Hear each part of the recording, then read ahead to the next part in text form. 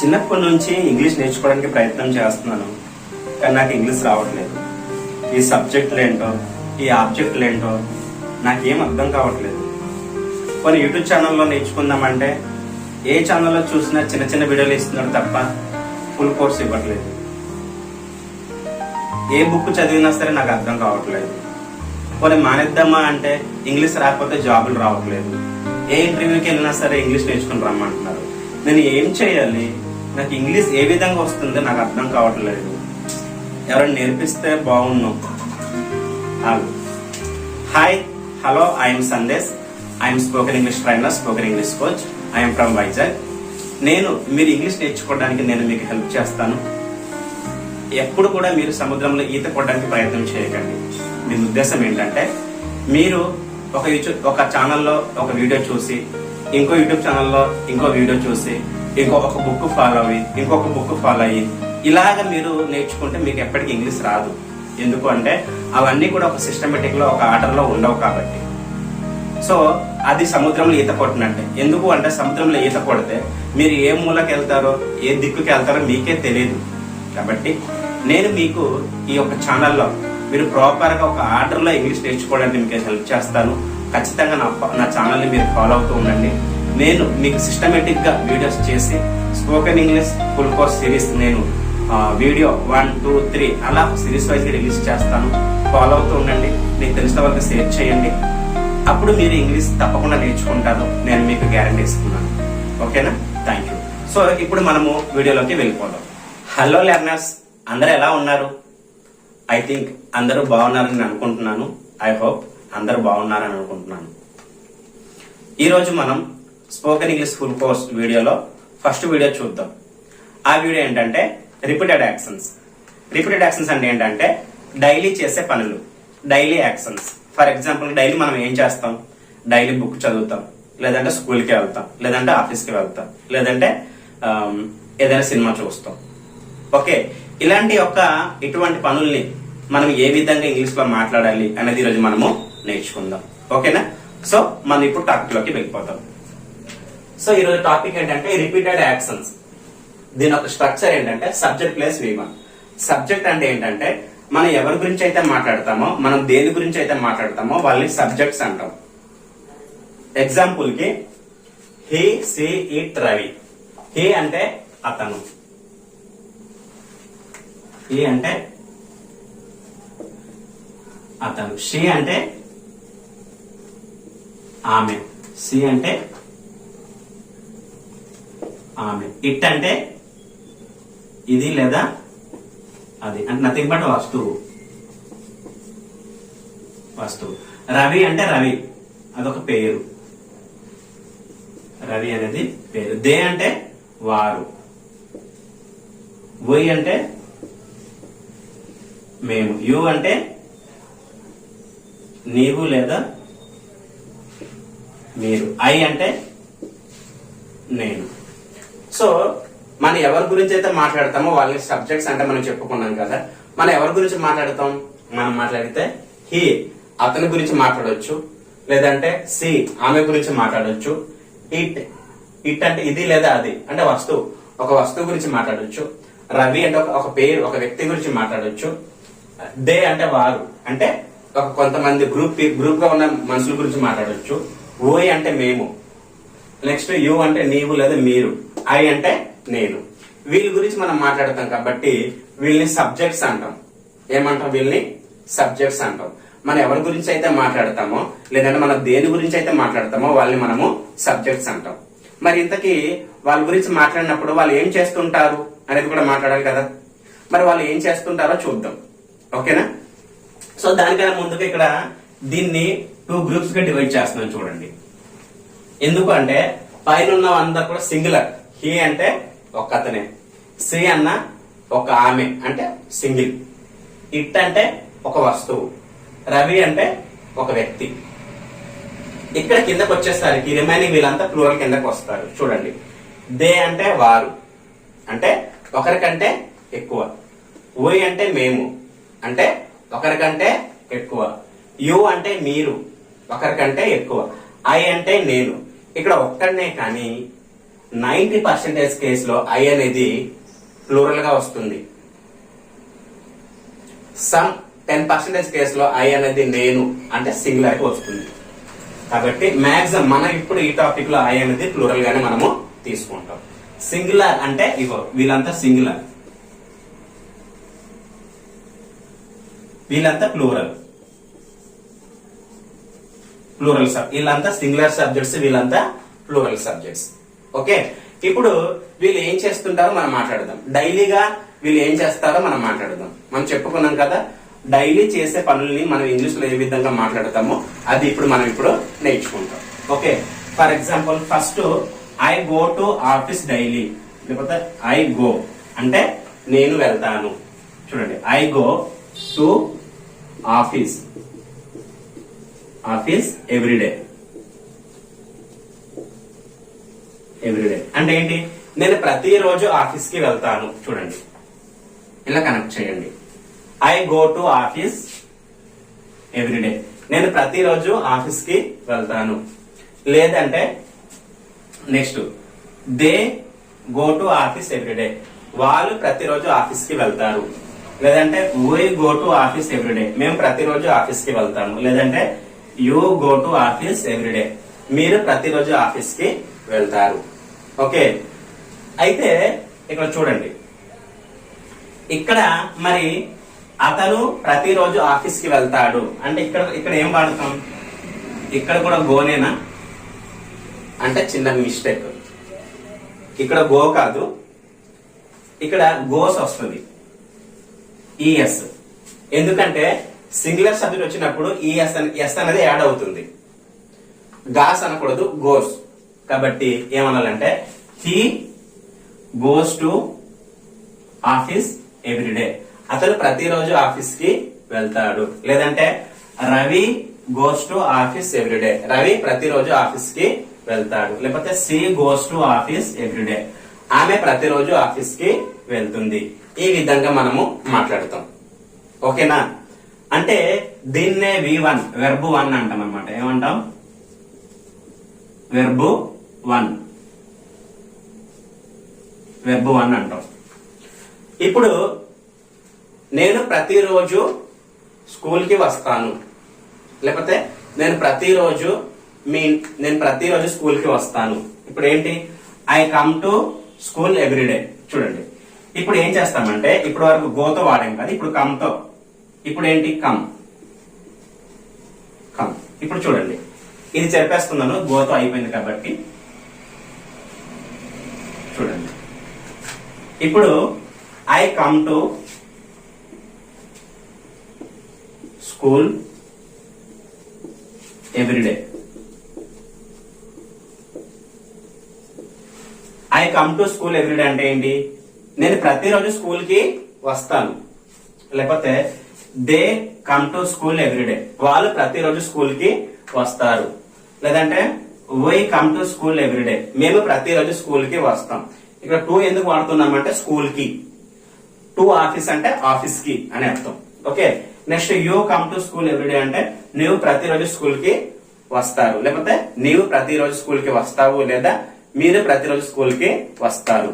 Okay, ఇది V1 అంటే ఇక్కడ గో అనే V1 వాడాను. తర్వాత ఏం చేశాను?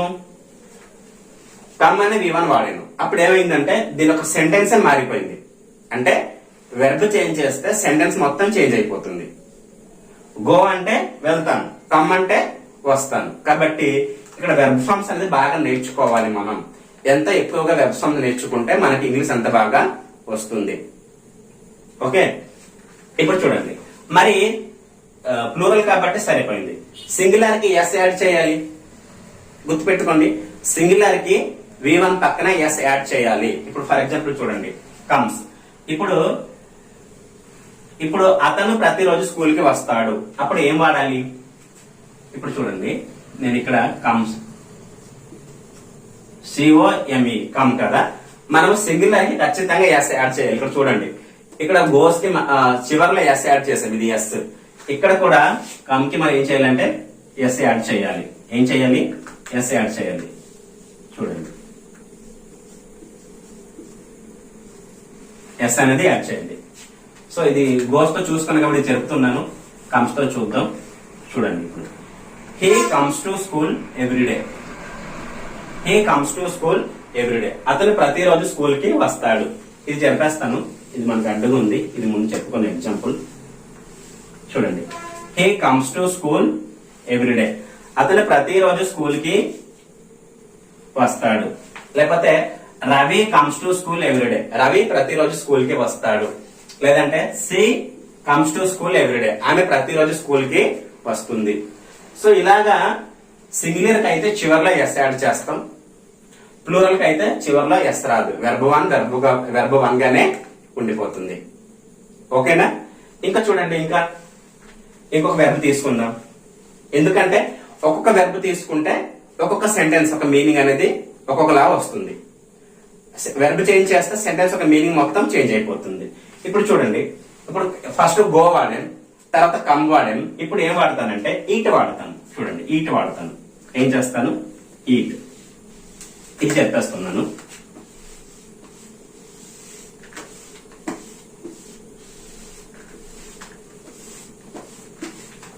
ఇప్పుడు చూడండి,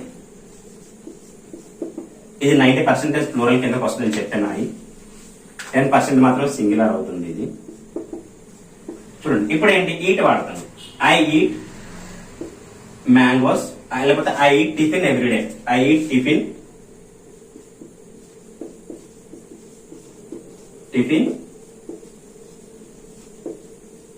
ఎవ్రీడే. ఇది కూడా డైలీ చేసే పనే కదా.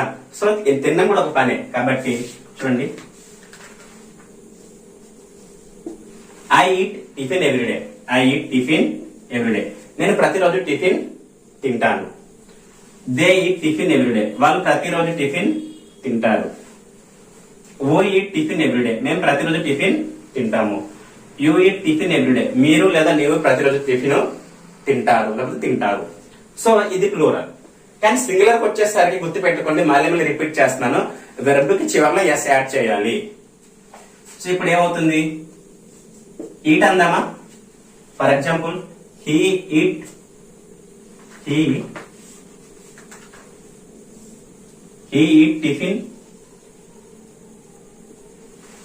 టిఫిన్ ఎవ్రీడే అందామా? చూడండి, హీ ఈట్ టిఫిన్ ఎవ్రీడే అందామా? అనకూడదు. ఎందుకు అంటే సింగులర్ వచ్చినప్పుడు చివరిలో ఎస్ యాడ్ చేయాలని ఇందాక చెప్తున్నాను. He eats tiffin everyday. అతను ప్రతిరోజు టిఫిన్ తింటాడు. లేకపోతే Ravi eats tiffin everyday. Ravi ప్రతిరోజు టిఫిన్ తింటాడు. She eats tiffin everyday. ఆమె ప్రతిరోజు టిఫిన్ తింటుంది. ఇలాగా సింగులర్ కి అయితే చివరిలో ఎస్ యాడ్ చేస్తాం. ప్లూరల్ కి అయితే చివరిలో ఎస్ రాదు. ఈ వెర్బ్ ఎలా ఉంటే, వెర్బ్ వన్ ఎలా ఉంటే అలా వస్తుంది. తర్వాత కొన్నిటికి ఏఎస్ వస్తుంది. ఎగ్జాంపుల్ కి ఏంటి? గోకి, ఇప్పుడు గో ఉంది చూడండి, గోకి ప్లూరల్ లో గోగానే ఉంటుంది. ఎస్ యాడ్ చేస్తామనేసి ఎస్ ఇలా యాడ్ చేయకూడదు. కొన్నిటికి ఈఎస్ కలిపి వస్తుంది. ఎలా అంటే ఇది గోస్ అనకూడదు, జీఓ ఈఎస్. ఇంగ్లీష్ లో ఆటోమేటిక్ ఇది వస్తుంది. కాబట్టి ఇలాంటి పని మీరు తెలుసుకోవాలి. ముందుకి ఎక్కడెక్కడ సిచ్యువేషన్స్ లో వస్తుందో అప్పుడు నేను చెప్తానులేండి. ఓకేనా? అది. ఇప్పుడు ఇంకా చెప్పాలంటే ఇంకా డైలీ చేసేది ఏంటి? సినిమాలు చూస్తాం కదా, దాంతో కూడా చూద్దాం. For example, I watch. Watch అంటే ఏంటి? చూడటం. I watch movies everyday. I watch movies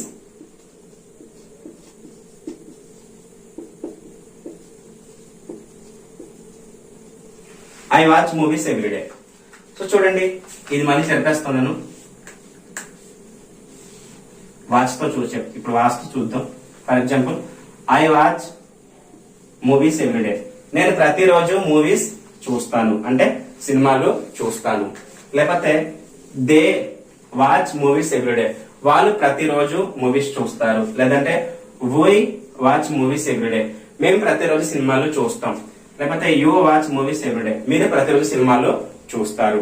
okay, ఇక్కడ ఇది వెర్బ్ వన్, ఇది వెర్బ్ వన్, ఇది కూడా వెర్బ్ వన్. సో సింగులర్, ఇది ప్లూరల్ కాబట్టి ఎస్ యాడ్ అవ్వచ్చు చివరిలో. కానీ ఇక్కడికి వచ్చేసరికి ఏమవుతుంది? వాచ్ కాస్త వాచ్స్ అవుతుంది. ఏమవుతుంది? వాచెస్. CH చూడండి ఇక్కడ డైరెక్ట్ గా ఎస్ యాడ్ చేయకూడదు. ఇటువంటి పదానికి కొన్ని ఈఎస్ వస్తుంది చివరిలో. వాచెస్. ఇందాక గోస్ కి వచ్చింది కదా, ఇప్పుడు గోకి చివరిలో ఎస్ యాడ్ చేయాలని గాస్ అనకూడదు, GOES. సో ఇక్కడ కూడా వాచ్ కి చివరిలో డైరెక్ట్ గా ఎస్ యాడ్ చేయకూడదు, వాచ్ అనకూడదు, వాచెస్. వాచ్ అంటే okay. So she watch movies everyday. Next చూడండి, ఇది చెప్పేస్తాను, ఇది అయిపోయింది కాబట్టి ఎగ్జాంపుల్ చెప్పేస్తున్నాను. చూడండి, ఈ టిఫిన్ కూడా చెప్పేస్తాను, ఇది అయిపోయింది కదా. చూడండి, ఇప్పుడు చూడండి, హీ వాచెస్ మూవీస్ ఎవ్రీడే. అతను ప్రతిరోజు మూవీస్ చూస్తాడు. Ravi watches movies everyday. Ravi ప్రతిరోజు మూవీస్ చూస్తాడు. She watches movies everyday. ఆమె ప్రతిరోజు మూవీస్ చూస్తుంది. చూసారు కదా, మనము ఒక్కొక్క వెర్బ్ మారుస్తుంటే ఒక్కొక్క సెంటెన్స్ అనేది ఫామ్ అవుతుంది. సో దీన్ని బట్టి మీకు రావాల్సిన కంక్లూజన్ ఏంటి చెప్పండి. ఎన్ని వెర్బ్స్ అయితే మనం ఇంగ్లీష్ లో నేర్చుకుంటామో మనం అన్ని సెంటెన్సెస్ అని మనం ఫ్రేమ్ చేయగలుగుతాము. ఇది అర్థం చేసుకోండి. ఇంగ్లీష్ లో సెంటెన్స్ ఫ్రేమేషన్ ఇంత ఈజీగా చేయొచ్చు. సబ్జెక్ట్ ఫిక్స్ గా ఉంటాయి, వెర్బ్ ని మార్చుతూ ఉంటే సెంటెన్స్ అనేది మారిపోతూ ఉంటుంది. ఈ సబ్జెక్ట్ వెర్బ్ కలిపితే సెంటెన్స్ అనేది ఫామ్ అయిపోతుంది. ఓకే, ఇంకా చెప్పాలంటే ఇంకొకటి చూద్దాం ఫైనల్ గా. ఓకేనా, ఇది చెప్పేద్దాం.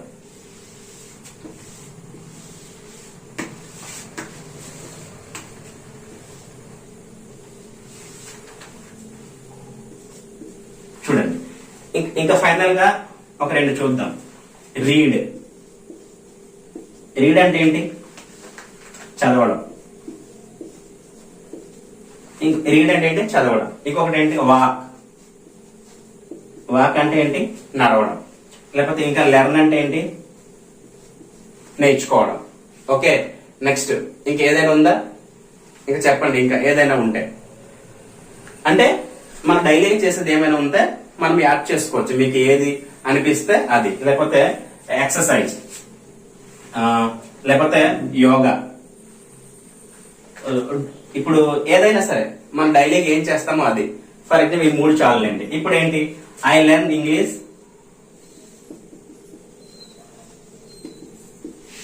ఎవ్రీడే. నేను ప్రతిరోజు ఇంగ్లీష్ నేర్చుకుంటాను. లేకపోతే ఇంకా ఎలా చెప్పొచ్చు? I walk everyday. I walk everyday.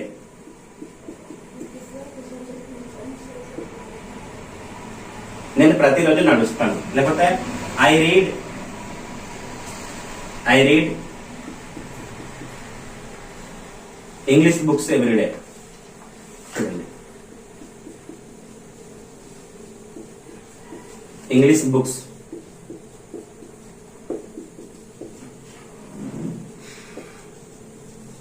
నేను ప్రతిరోజు ఇంగ్లీష్ బుక్స్ చదువుతాను. సో సింపుల్ గా ఐతో అయిపోయింది కదా. సో సింపుల్ గా ఇంకో సభ్యులు చెప్పాలంటే ఏం చేస్తాం సింపుల్ గా చూడండి. ఇక్కడ సింపుల్ గా ఐతో తీసేసి దేతో they read English books everyday. ఇదంతా V1. ఇదంతా కూడా V1 గుర్తుపెట్టుకోండి. ఇవన్నీ V1. వాళ్ళు ప్రతిరోజు ఇంగ్లీష్ బుక్స్ చదువుతారు. Next they walk everyday. వాళ్ళు ప్రతిరోజు నడుస్తారు. They learn English everyday. వాళ్ళు ప్రతిరోజు ఇంగ్లీష్ నేర్చుకుంటారు. లేకపోతే ఇంకొకటి యాడ్ చేద్దాం. They run everyday.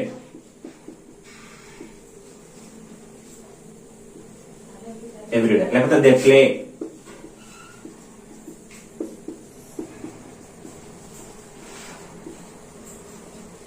ఎవ్రీడే. వాళ్ళు ప్రతిరోజు దే రన్ ఎవ్రీడే. వాళ్ళు ప్రతిరోజు పరిగెడతారు. Next they play everyday. వాళ్ళు ప్రతిరోజు ఆడుతారు. ఇది సింగులర్ కి సబ్జెక్ట్ ప్లస్ అదే ప్లూరల్ కి సబ్జెక్ట్ ప్లస్ V1 వాడితే సెంటెన్స్ అయితే ఫ్రేమ్ అయిపోతుంది. కానీ ఇక్కడ ఏం చేయాలి చూడండి. ఇప్పుడు దీనికి రీడ్స్ రావాలి. ఏం రావాలి? రీడ్స్ అంటే చివరిలో ఎస్ యాడ్ అవ్వాలి. మీకు చెప్పాను కదా, రీడ్స్ చివరిలో ఎస్ యాడ్ అవుతుంది. నెక్స్ట్ ఏంటి? వాక్ అని కూడా వాక్స్ అనాలి. వాక్స్. ఇంకేంటి? Learns. Learns. Next run, runs అనాలి. ఇంకొకటి ఏంటంటే ప్లే అనకూడదు, ప్లేస్ అనాలి. ఏమనాలి? ప్లే. కొద్దిగా చిన్నగా రాస్తాను.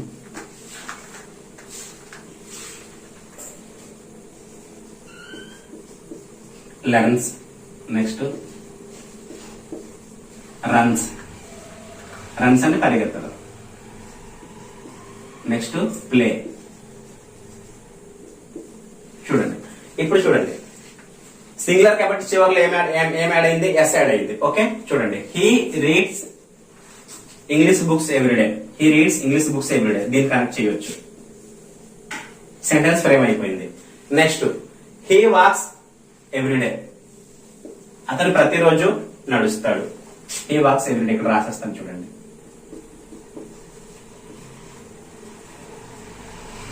He walks everyday.